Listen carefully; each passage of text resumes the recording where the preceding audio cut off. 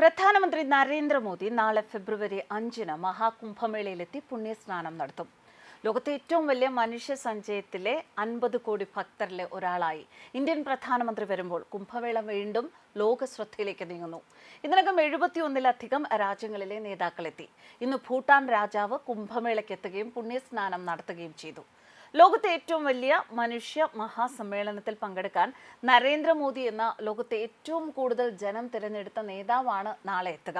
ലോകത്തെ ഏറ്റവും വലിയ ജനാധിപത്യ നേതാവ്, ഏറ്റവും അധികം വോട്ടുകൾ നേടിയ ഭരണാധികാരി, ലോകത്തെ ഏറ്റവും കൂടുതൽ നേതാക്കൾ അംഗീകരിക്കുന്ന തലവൻ എന്നൊക്കെ മോദിക്ക് വിശേഷണങ്ങളുണ്ട്.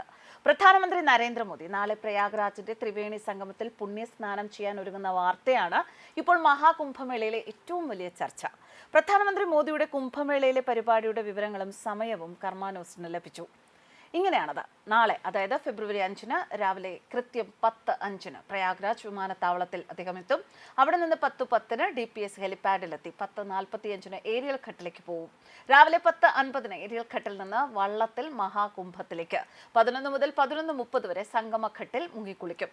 11:45-ന് ബോട്ടിൽ ഏരിയൽ ഘട്ടിൽ തിരിച്ചെത്തി DPS ഹെലിപാഡിലേക്ക് മടങ്ങും. അവിടെ നിന്ന് പ്രയാഗ്രാജ് എയർപോർട്ടിലേക്ക് പോകും. ഉച്ചയ്ക്ക് 12:30-ന് വ്യോമസേന വിമാനത്തിൽ പ്രധാനമന്ത്രി പ്രയാഗ്രാജിൽ നിന്ന് പുറപ്പെടും. സന്ദർശന വേളയിൽ പ്രധാനമന്ത്രി മോദി സന്യാസിമാരുമായി സംവദിക്കുമെന്നും 2025-ലെ മഹാകുംഭത്തിൽ പങ്കെടുക്കുന്ന ദശലക്ഷക്കണക്കിന് തീർത്ഥാടകർക്കായി ഒരുക്കിയിരിക്കുന്ന ക്രമീകരണങ്ങളും അവലോകനം ചെയ്യുമെന്നും പ്രതീക്ഷിക്കുന്നു. ദില്ലി തിരഞ്ഞെടുപ്പ് നടക്കാനിരിക്കെയാണ് മോദി വൻ ജനാരവത്തിൽ ഒരു കണ്ണിയാകാൻ എത്തുന്നത് എന്നത് ശ്രദ്ധേയം. പ്രധാനമന്ത്രി നരേന്ദ്രമോദി ബുധനാഴ്ച പ്രയാഗ്രാജിലെ മഹാകുംഭം സന്ദർശിക്കുകയും സംഗമത്തിൽ പുണ്യസ്നാനം നടത്തുകയും ചെയ്യുമെന്ന് ഔദ്യോഗികമായി സ്ഥിരീകരിച്ചതോടെ പ്രയാഗ്രാജും അദ്ദേഹത്തെ സ്വീകരിക്കാൻ ഒരുങ്ങിയിരിക്കുകയാണ്. നരേന്ദ്രമോദി ഇന്ത്യൻ പ്രധാനമന്ത്രി പദത്തിൽ ഇല്ലായിരുന്നു എങ്കിൽ ഇത്ര വലിയ കുംഭമേള നടക്കില്ലായിരുന്നു. എതിർപ്പുകളുടെയും മറ്റും വലിയ തിരമാല അലയൊലികൾ ഉണ്ടാകുമായിരുന്നു. തടയാൻ ഹിന്ദുവിരുദ്ധരും തീവ്രവാദികളും പാകിസ്ഥാനും അടക്കം ഉണ്ടായേനെ. അതിർത്തിക്ക് അപ്പുറത്ത് നിന്ന് പോലും കുംഭമേളയ്ക്കെതിരെ നീക്കമുണ്ടാകുമായിരുന്നു. ശക്തനായ നരേന്ദ്രമോദിക്ക് കീഴിൽ കുംഭമേള ലോകത്തെ മഹാസംഭവമായി ഇപ്പോൾ മാറുക തന്നെ ചെയ്തു.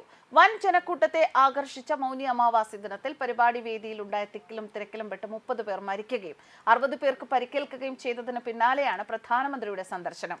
ദുരന്തമുണ്ടായി എങ്കിലും ഒരു പരിപാടിയും മാറ്റാതെ കുംഭമേള നടന്നു.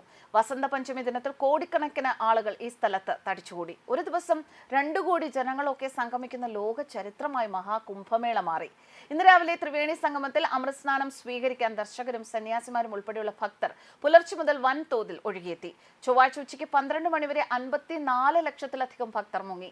മേളയുടെ 1-ാം ദിവസം, അതായത് ജനുവരി 13 മുതൽ കണക്കാക്കുകയാണ് എങ്കിൽ ഇതുവരെ കുംഭമേളയിൽ എത്തിയവരുടെ എണ്ണം 37.5 കോടി ആളുകളാണ്. പ്രധാനമന്ത്രി എത്തുന്ന ഫെബ്രുവരി 5-ന്റെ പ്രാധാന്യം ദില്ലിയിലെ തെരഞ്ഞെടുപ്പ് ശ്രദ്ധയാണ്. കുംഭമേളയിലേക്ക് മോദിയും ദില്ലി വോട്ടർമാർ ബൂത്തിലേക്കും എത്തും.